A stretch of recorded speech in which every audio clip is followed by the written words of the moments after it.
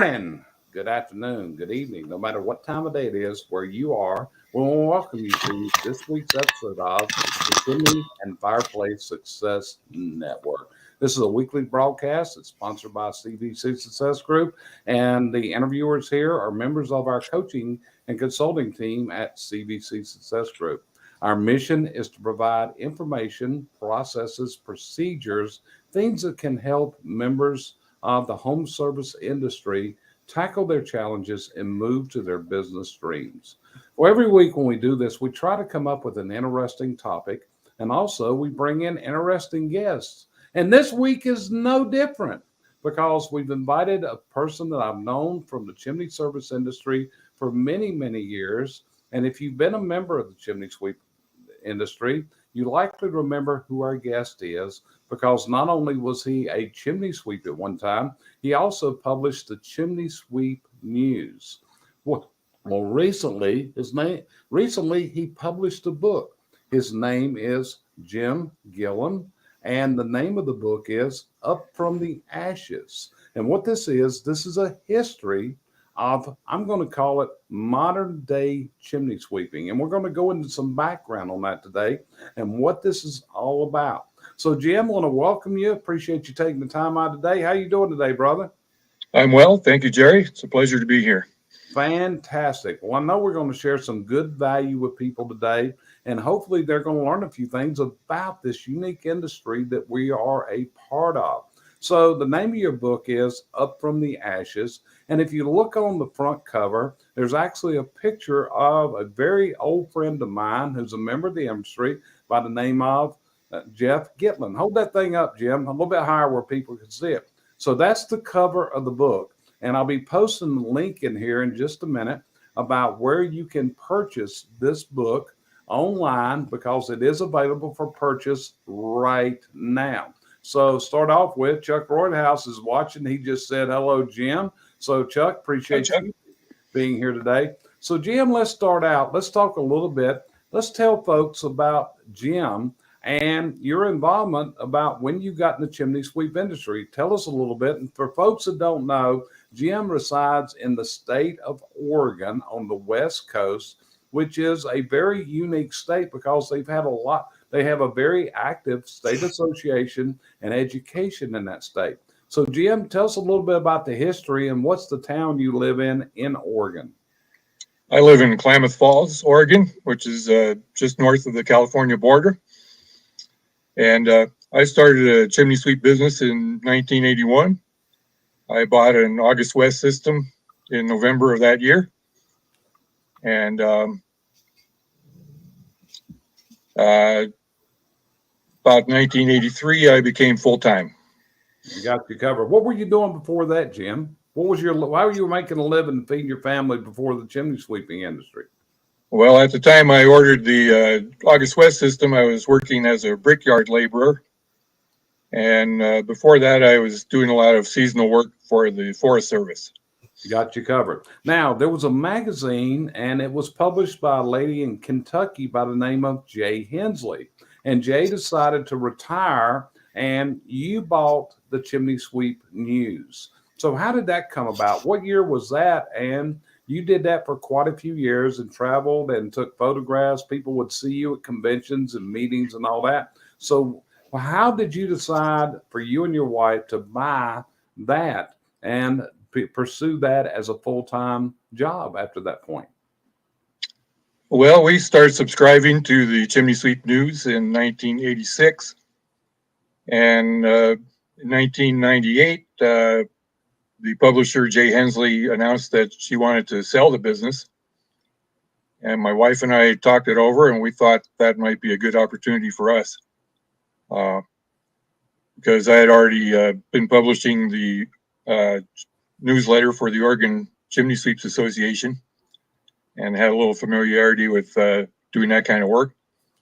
And we thought that being able to publish a magazine and about our trade, and I would be able to use my knowledge of the trade, but get out of the hard work. Yeah, we got you covered. So one of the things about the Chimney Sweep News, and it was actually known as Snooze, was what we all called it through the years, Right. It was a history in the making that went on month to month. In fact, there were other magazines such as Chimney Topics was published by Jelco at one time back in the 80s. Actually, that was the first magazine I ever wrote regular articles in. And Sweeping Magazine has also been published. But one of the things about Snooze were y'all were what we would call an independent.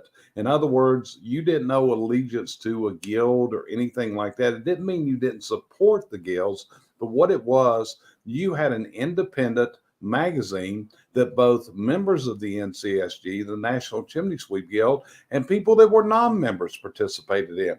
And a lot of lively discussion went in there. That was, I can remember the days that people wrote letters to the editor and all that kind of stuff. So anyway, you decided to retire. You've been retired from this for how long now, Jim? 4 years. 4 years now that you've been retired. So do you have any idea how many magazines you actually published as the publisher? It was, I believe, 177 or 178. So 178 issues. And I'm sure that you read and edited everything that went into all those magazines, which is Multiple times. Huh? Multiple times, yes. Multiple times. That's correct, to make sure it was right. So anyway, this is kind of history. And like I said, I've seen Jim at conventions there. He's taken photographs, interviewing on the front row.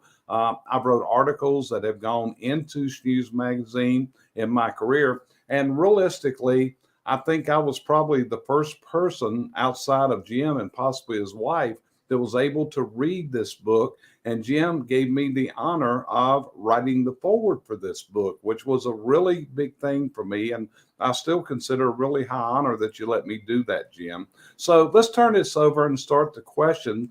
So Cheryl, let's go first with you. What kind of questions do you have for Jim today? Well, I'm gonna dig a trench backwards, if it's okay with you guys, because there was a time before the book.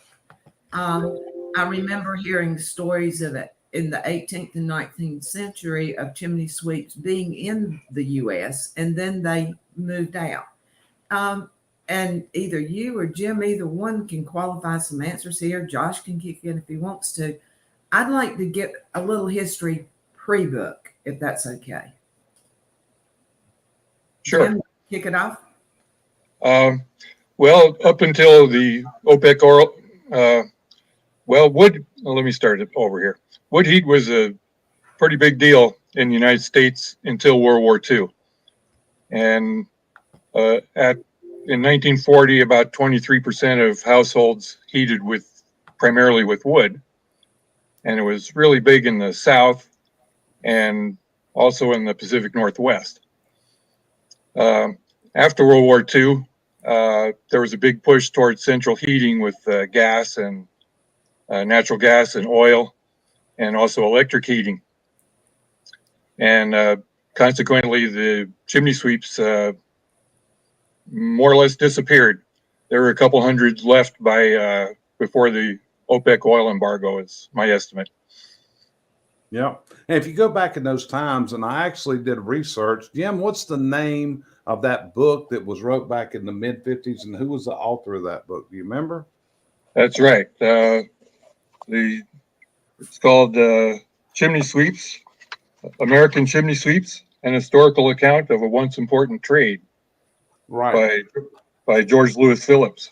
Correct. And Terry Dearborn actually had 2 copies of this book, and he sent one of them to me. And that's the book right there that Jim's holding up. But I was able to read this book, and it was very interesting to see that back in the 18th into the 19th century, the chimney sweeping was actually a regulated trade in many municipalities across America. Many localities, they had master sweeps assigned. And so there's a lot of stories about this, about the fines if you had a chimney fire, those type of things. So it was recognized. And like Jim said, the industry was basically killed by technology, where it came in and people started heating their homes with central heat. Now, in the rural areas back in the pre-OPEC days, people would got to go to a hardware store, perhaps a furniture store, or even Sears or Montgomery Ward's to purchase a wood burning stove. But OPEC changed everything whenever it came in. And I often quote Jimmy Carter as having a lot of this influence because he had a presidential address. It was a fireside chat. And he told people back in the OPEC days, there's several things you need to do. One of them is turn your thermostat down to conserve energy. Number two, he told them wear a sweater. And number three, he encouraged people to start using their fireplaces. And to be honest with you, I think that was a message that built this very much in the industry. So, Cheryl, does that help you with some answers? It does. I mean, I love digging back into history. So as we move forward, if anything comes up, please jump in.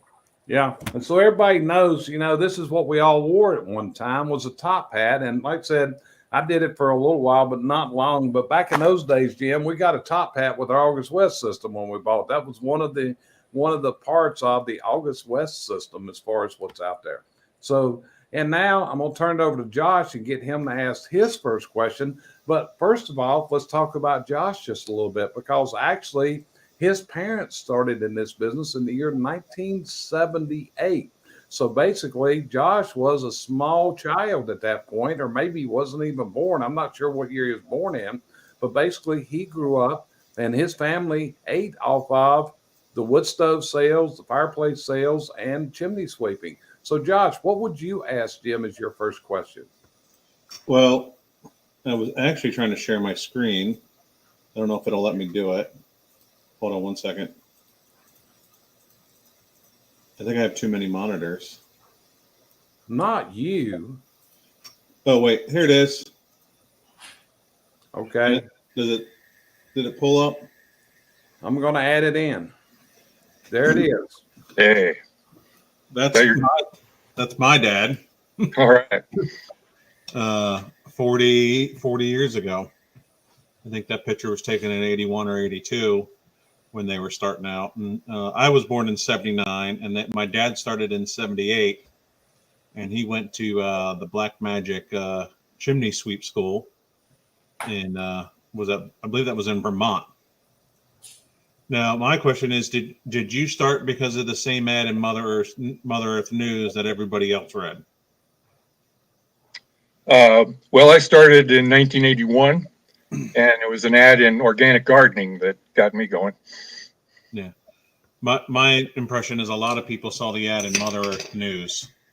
Yes, hundreds of people got started. There was an article in the February 1978 issue of the Mother Earth News that profiled the August West system, and hundreds of people got started right then. And then August West continued to advertise in the Mother Earth News and other publications, and they drew in thousands of people a year for several years. Yeah. And that's how I got in the business. I was working in a print shop on the second shift, and a guy brought in a Mother Earth News one night, and I was just looking through that, just killing time, and saw this ad that Tom Risch, who was the guy that marketed the August West system in those days, and it was all about how to become a chimney sweep. For only $17.99, we're going to sell you everything you need, complete with a manual and your top hat. Now, this ain't my original top hat. This is the second one I bought some years ago. As you see, it's pretty good shape because it was never went into field use. But hey, I need a new one because the other one looked pretty damn ragged at this point. But yeah, that's exactly what happened. In fact, if you ever talk to Tom Risch, he said that when this magazine started hit, that all of a sudden they would go to their mailboxes and find just checks after checks after checks that people that wanted to have an August West system. Another thing that happened was he got connected with the guy who was living in Oklahoma by the name of Bob Daniels, Sooty Bob as we know him. And the thing about Sooty Bob was Sooty Bob got an appearance on the Tom Snyder show on NBC TV, the Late Show with Tom Snyder, and actually went on there to sweep a chimney. So that's a little bit out from my standpoint. But Jim, what was your thinking? Why did you write this book? What was the drive? Because as you know today, writing a book's a little more difficult than it is writing a magazine. Would you agree? I found that out. You found that out. I tried to warn you going in, right? Mm-hmm. Okay. So what drove you to do this? Because it was really needed. And to be honest with you, I had tried to get the National Chimney Sweep Guild to actually write this history, and they never took off with it. I was thinking about doing it, and then you were going to do it. So it's like, hey, I threw my full sport, Jim. I'm going to push you. Let's get this done. And in fact, I'd say I pushed you a lot through the last year, right? You did prod me a bit. I'm pretty good at prodding, Jim. So Yeah. what drove you to write this book? Well, like you said, it was I saw the need. The story is very interesting, and the guys who acted in the movies, so to speak, are starting to die out. And I want to capture the information before everybody was gone, and so that the people who could appreciate it could read it. Got you covered. So how many people do you think, because one of the things you did, because I know it because I was one of them, you did a very lengthy interview with me. I believe it was by phone one day and asking me a whole lot of questions. How many people do you think you interviewed in the research for writing this book? Probably about 25 people. 25 people. So you were picking the people that had history in the industry. Right. Got you covered. So Cheryl, what would be your next question for Jim? Well, again, I'm going backwards. I remember reading and seeing, especially in Europe, they use small children and ran them down the chimney as chimney boys. And I'm assuming Josh didn't get to do that when his mom and dad started. But anyway, I've watched it progress from what I read before I came in to where it's at now. And your book shows a lot of the progressive steps. And I admire the people that you've picked and what you've done. So as you came through, because you were early on, were you surprised? Because I know you used to do your job just however you could do it. And just, I think a lot of people were real glad when the statute of limitations was over. And so at what year do you think chimney service became the master of where it's at today, if that makes sense? Where there was enough knowledge that we could pass it down? That's a difficult question. I think it's really variable with the people you're talking to. I think there's people today who don't really have enough knowledge to pass it down. But maybe sometime in the, I don't know, that's really hard for me to say. I didn't really start networking with the greater chimney sweep industry until I bought Snooze in 1999. And a lot of progress was made after that. I can't really say what was made before that, but. Okay. Kind of on the spot question, sorry. It is an on the spot question, but it is a very true one because, yeah, the industry is mature. Josh said something a while ago, and I want to go back to this, where his dad went to the Black Magic School of Chimney Sweeping up in Vermont, which was something that a few people did, but most people didn't do that. Most people, they ordered their equipment. They got this little bitty manual, and I've still got mine over there, that basically didn't tell us a whole lot. There wasn't any industry training compared to today, where basically we are overrun with training today. Everywhere you turn around, and sometimes there's 2 or 3 trainings going on simultaneously in the industry now. So it has grown so much in this ability to train people. I can still remember when we were raising the money to build the chimney sweep school and started the chimney sweep school there in started out in Baltimore and ended up in Indianapolis. So Jim, let me ask you a question. Whenever you did the research, that one of the guys that you talked about was Pete Luter. You remember Pete? Sure. So tell us a few things about Pete that you learned possibly from your research. Well, unfortunately, Pete has passed away a long time ago, and so he wasn't available to interview. But one of probably his major contribution to the trade was he took a rotary tool that was invented by Steve Young for cleaning smoke chambers, and he developed that into a larger tool for cleaning flues. And he pretty much kick-started the rotary tool revolution in the chimney sweep trade. And Yeah, and I did. And the other major thing about Pete Luter is that he initiated a lot of the contact with the Europeans. And he was the first one to go to the Spaza Camino Festival, which a lot of people go to now. And you know, that was a funny story because he didn't even know about this. He was in Europe and he was on a train, and somebody asked him what he was doing. He was there parachuting. He said, "Well, are you going to this chimney sweep festival in Italy?" And he said, "I don't know nothing about it." So he hopped a train and went to that festival, and that nobody knew was happening. And now it's turned into a group tour type thing with people every year. So it's really interesting. But your dad, Pete, brought a lot to the table. The school in Indianapolis would not be there if Pete had not brought this idea back from them, along with Victor Imgarden, who was traveling also going to ESHFO meetings, European Masters Chimney Sweep Guild presidents go to. So, Josh, I kind of skipped over you. I apologize for that. But anyway, like I said a while ago, you brought up your dad went to the Black Magic School. What else? What will be your next question for Jim on this interview today? I would really say about how technology has really affected the industry. If Jerry will share my screen, you can see the original. There it is. The original, weight for sweeping top down with your brushes and a rope. It's the original one from 1978. I was amazed we still had it, that it hasn't gotten lost along the way. But and this week I happened to be in a presentation. Jerry was still talking about Polaroid cameras.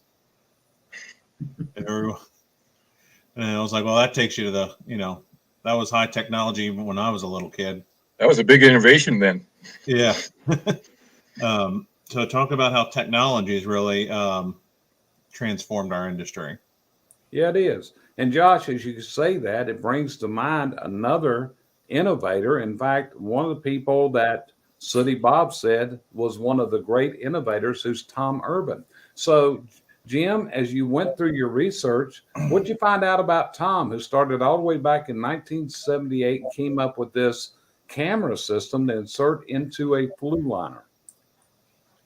Well, Tom and Esther Urban started their business in '78. And pretty early on, Tom decided that he needed a better way to look inside of chimneys. And he started investigating cameras that could be put into chimneys. And he went to a security convention in New York. And people told him, "You want to do what with that camera?" And eventually he found someone who was interested in helping him. And after about 6 months of work, he came out with a camera, which I believe he introduced at the 1983 National Chimney Sweep Guild Convention in St. Louis. Yeah, you are correct. In fact, I can still remember walking into that show and seeing him at the Sleepy Hollow Chimney Sweep Supply booth, who was started by another older guy in the industry, who is Fred Schukel, and he was in their booth showing that camera at that show. It's like, what in the world is this? But you talk about technology and how he has advanced this thing up through the years. So, Josh, before I go back to Cheryl, you got anything else you'd like to ask Jim? Well, I think you answered the question, Jerry, not so much Jim. Yeah. No, it's just, I'm trying to figure out how to word this under the technology, because, when I came on board, we were still using the old Copperfield. You send us your information, we'll print it on a form for you. And then, of course, now I write custom forms, digital ones. I'm trying to think, how do I word this? Because that's one of the biggest things for us. And then, of course, I still have a VHS tape chim scan in the closet. Are you serious? I got one in the closet. I'm pretty sure I do, Jerry. Really? Because I can well remember going out scanning chimneys and using a VCR to record them. In fact, Bart Ogden, who's watching this, he was one of the first guys in the country that was scanning every chimney because it wasn't accepted in those early days. In fact, people called us chim scam operators because we were using cameras, accused us of scaring people and all that. So yeah, technology is coming big. And Josh, just like you said, today you're providing digital forms with, with logic to where the computer and artificial intelligence is assisting, which is unreal from compared to what we used to do with a simple NCR or even carbon forms back in the days. You agree? Oh, absolutely.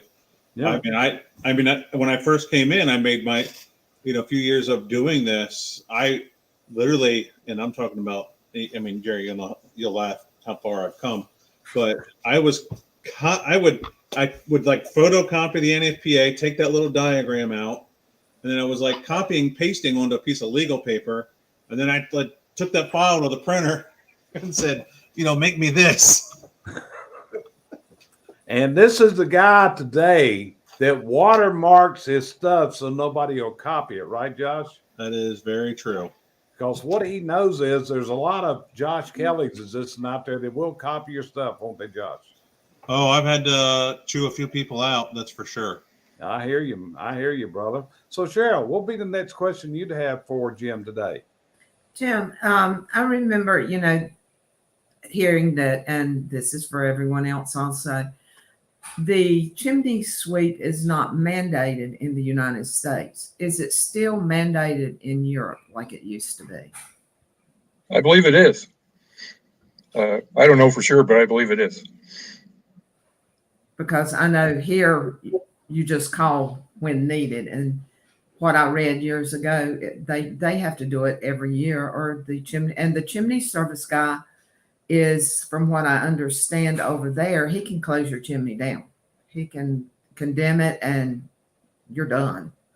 So do you have any ideas of why the United States never pulled any of that measure over? Because to me, it looks like something that would make the houses more productive and also keep them cleaner. Well, in the United States, we tend to let people do what they want to do, and especially homeowners. Yeah, Jim, if we started decreeing to the citizens of Oregon that they had to follow this, what would the citizens of Oregon do?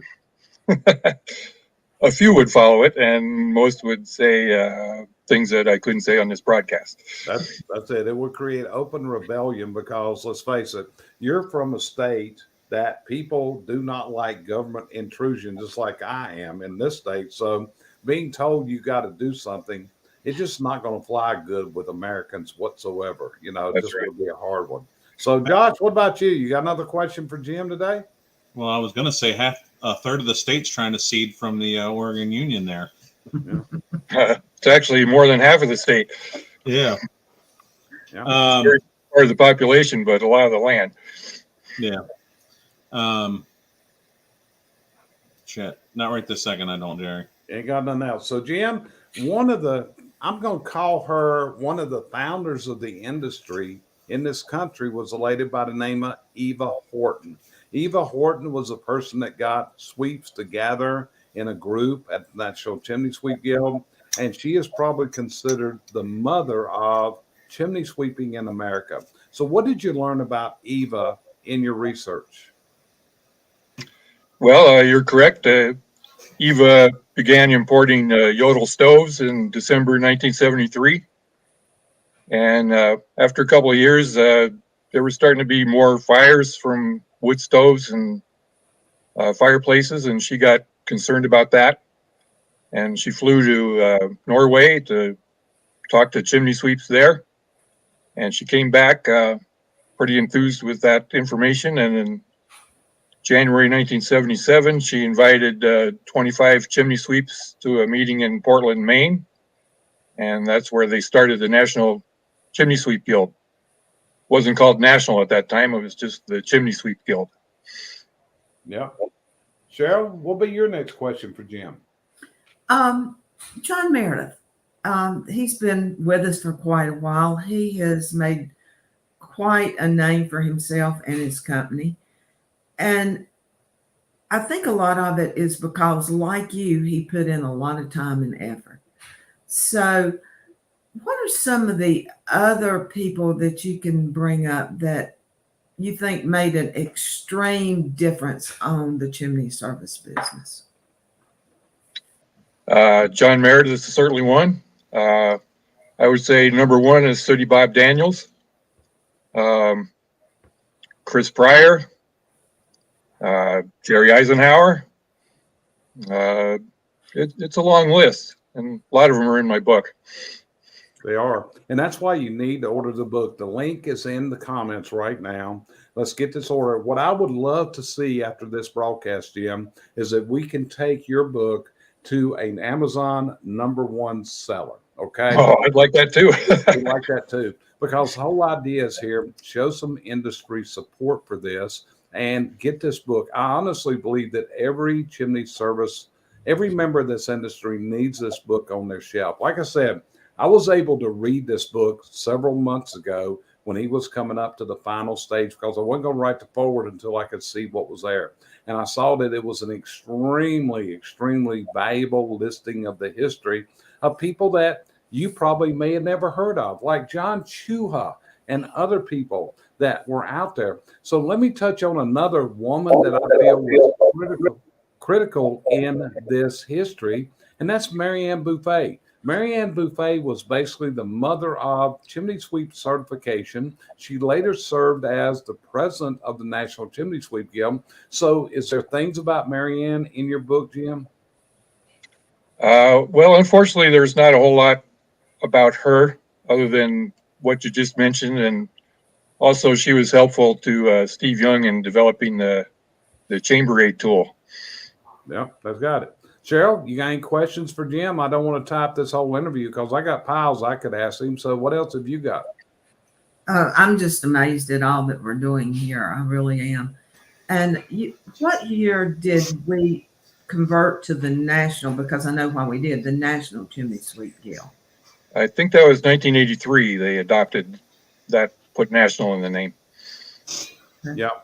Because, and actually, when you look at it, if you go back, a lot of the state associations really did not have a lot to do with the National Chimney Sweep Guild. There was almost a competitive nature. Oregon was one of those states. North Carolina was another one of those states.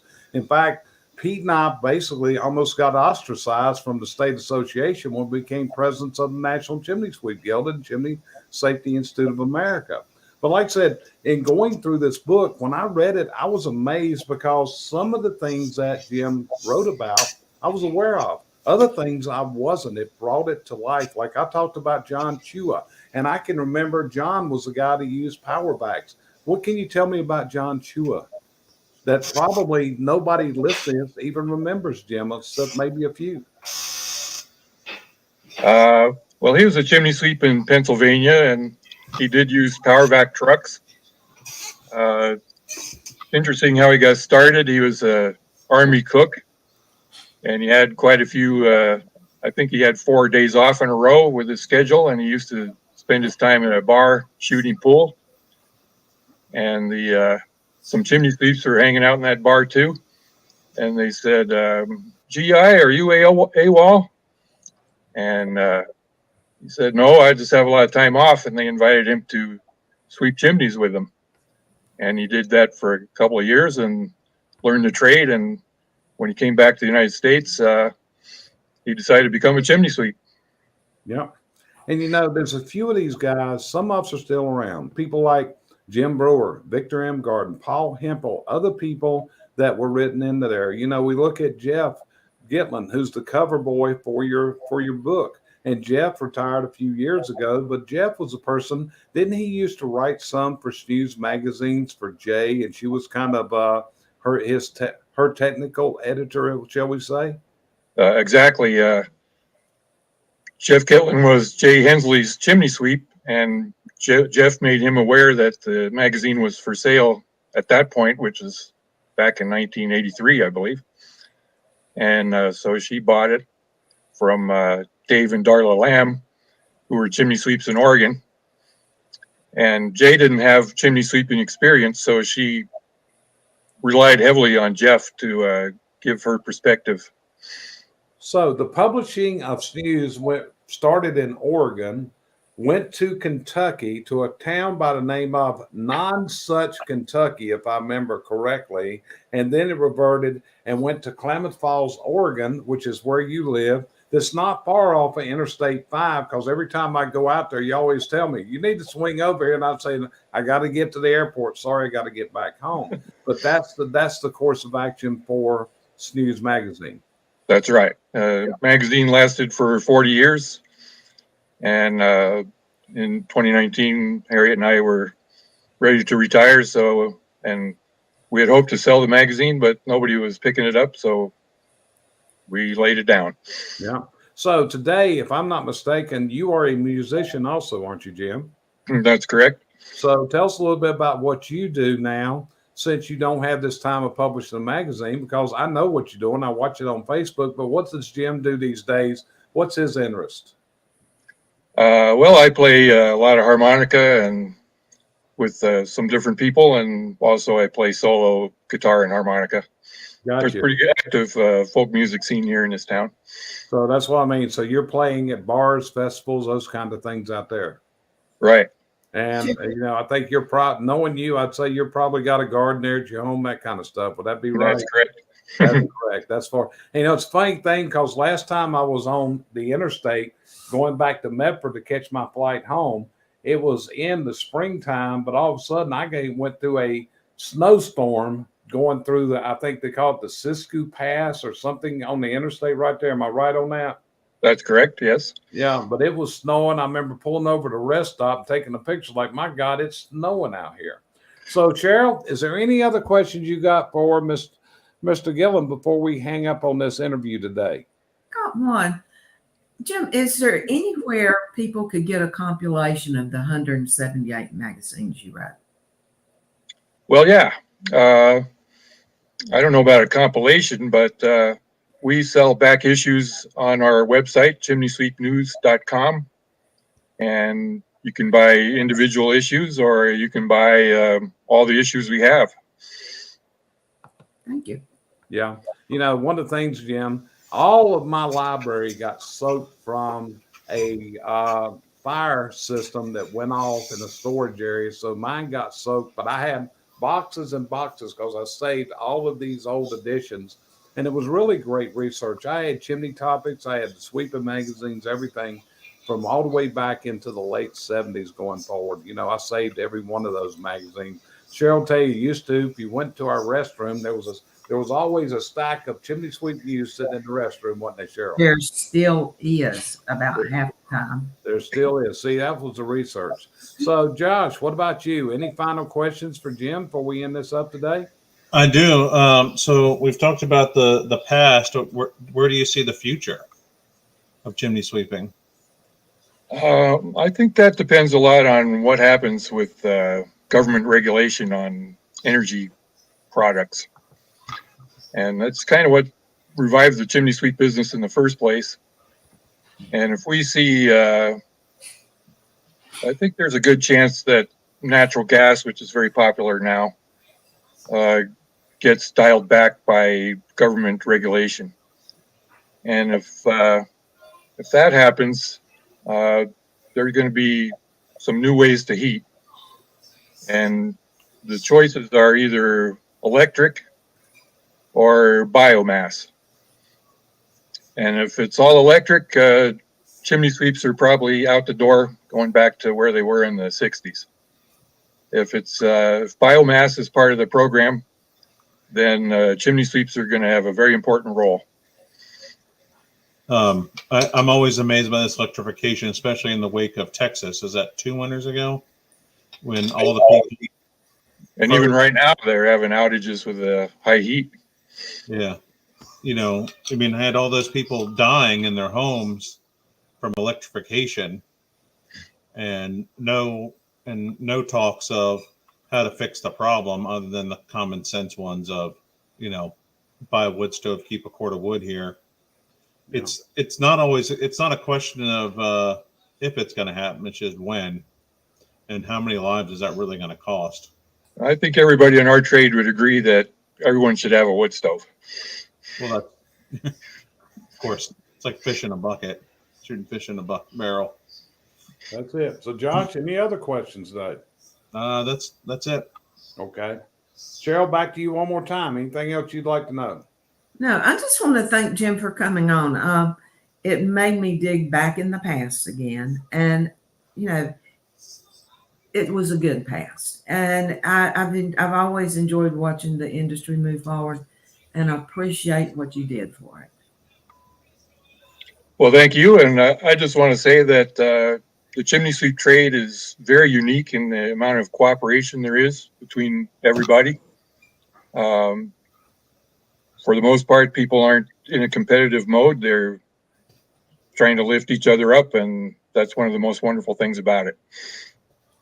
And that's so true, and we've had a lot of people join us today. Yvette, she came on a while ago. She said, hello, everyone. Can't wait till Jim's book arrives. So that means that she has already ordered that book. It's exactly what's going on. So and there's a lot of people like that. They're waiting on that book to get in. And that's the thing about being an author. You got to wait too for your author copies, like we talked about yesterday. So when those come in, but again, I'm waiting for mine, but I got this postcard. There you go. So here's the whole thing. This is the first time that there's ever been a history transcribed on this industry. This is a time-honored industry, goes back many, many years. And a lot of times we wonder, how did we get where we're at today? This is an industry, like Josh said, has went through tremendous change, technology changes. Yeah, I can remember when we filled out our inspection forms on carbon paper and then on carbonless forms. I can remember taking a Polaroid camera with a screen shooter that went up and took a picture of the computer screen for our documentation. I can remember using VCRs. I can remember so much of this stuff. When you talk about Pete Luter and development of his row clean system, I still remember a meeting. It was in Atlantic Beach, North Carolina, when Pete brought his first row clean, which was this rotary tool with chains on it for deglazing the chimney. And Jim, you're a person that has seen this. You've written about it and everything else. It's really not good. And Yvette, I know I'm showing our age, okay? Because you're right up there with me. So, yeah, it is showing our age because we're not like Josh. My mom and daddy weren't doing this before I was born, so I wasn't born into it like Josh. But when you look at it, Josh, what do you think your dad thinks when he started in 1978 of where this industry has gone to today, Josh? Do you want the PC version? Yes, the PC version. He can't understand, because he's 81 now. Why I need all this, stuff to do it? Because I was one man in a van with a vacuum and a brush. He doesn't understand all the stuff that I've created in order to aid in the documentation and sales process. And that's the truth. And the problem is, some people still believe you don't need this kind of stuff to operate. But in today's world, in order to provide, see, that's the whole thing. When we look at this industry, I can guarantee you everybody that's watching this is promoting to their market area that they're the best. They're marketing how great they are. Well, to do that, you've got to go through continuous reinvention, and you've got to go through continuous ongoing training. It was just like reading Jim's book. When I read this book, I learned things about this industry that I didn't know. And if you're as old as Yvette and myself are, that goes back a long way. That we've seen a lot of things happening. So yeah, I'm showing our age today. So anyway, Jim, I'm like Cheryl said, I want to really thank you for being with us today. I hope you've enjoyed this. And I hope this book is a very, very successful book. Is there anything you'd like to say before we bow out for the week? No, thanks for having me and appreciate this opportunity. Hey, we're glad to give it to you. I think it's been a and Yvette said, yay, I still love you. I don't know if she's talking about me or talking about you, Jim. We never know which of she's talking about. Maybe she's talking about both of us. So anyway, I want to appreciate you joining us on this week's episode of the Chimney and Fireplace Success Network. We look forward to you joining us every Friday, 12 noon Eastern Time. And if you're watching us live, we appreciate you being here. And if you're watching us on the replay, still know it's actually an honor, it's a privilege, and a pleasure to be able to speak to you every week in this method. And with that, we'll see you next week on the next episode of the Chimney and Fireplace Success